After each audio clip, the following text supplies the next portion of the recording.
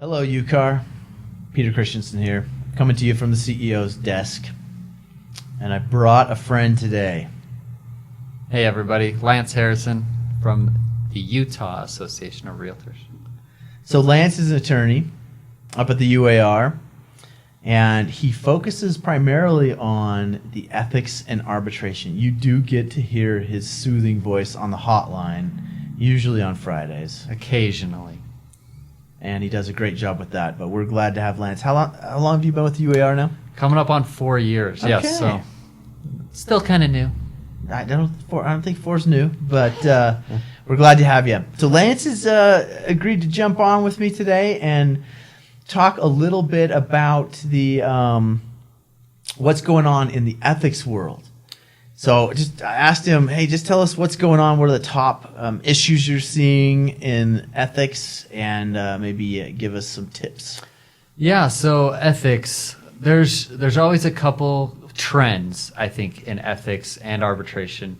And it's hard to talk about ethics without talking about Article 1.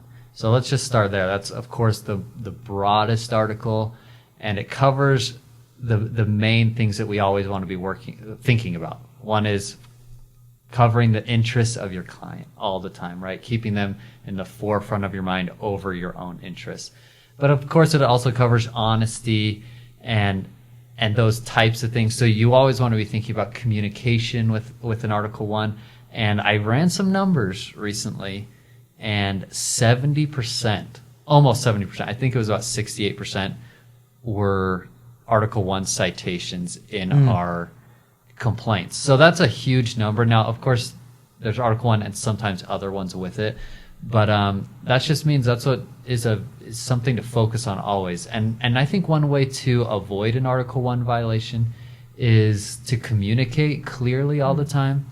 Make sure you're talking with your clients, you're being honest with them, and also with the other party, right? Because it doesn't cover just your client, covers everyone in the transaction. You need to be honest, and I think communicating helps people to not get angry during a transaction, and that's when they get angry, something goes a little wrong, they can start looking for violations. And that's, you brought up something that I don't talk about very often with ethics, and that is that for complaints to be filed, no transaction usually goes perfectly. Yeah. There's probably some little hitch. It's a very high standard, the Code of Ethics, that we ask everyone to adhere to.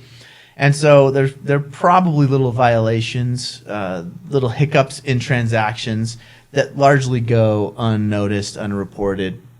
It's when clients get upset or other agents get upset that or complaints get filed.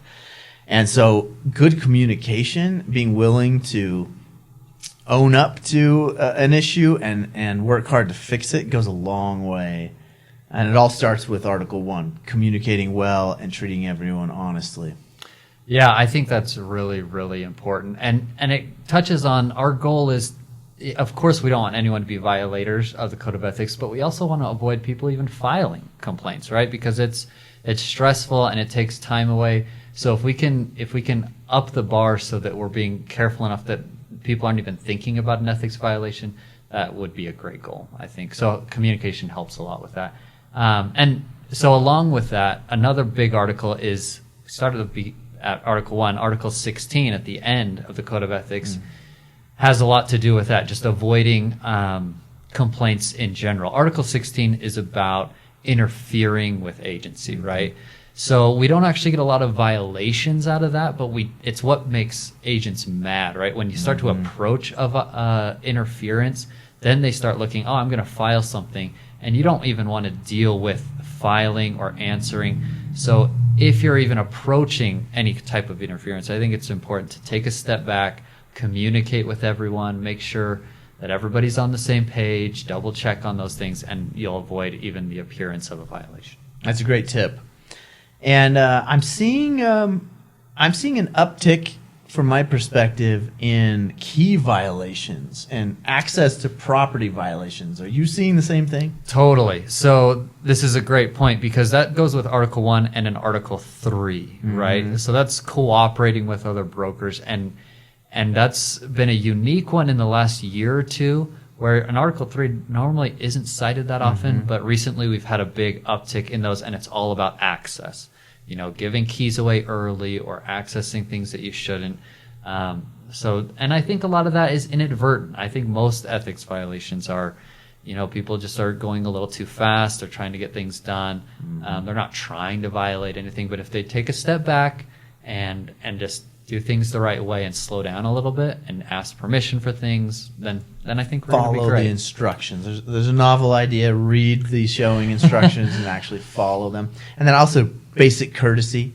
You know, knocking on doors, even if you think the property's vacant, still taking the time to knock on the door. Anything else you're seeing as we wrap this up?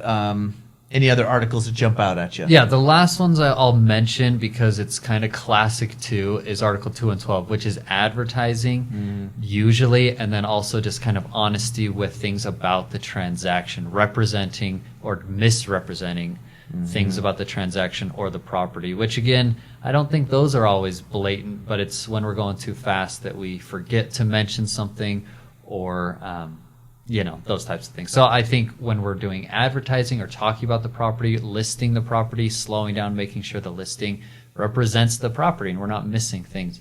And so that's always a big one with an Article 1 too, that Article 2 and 12, advertising and misrepresenting things.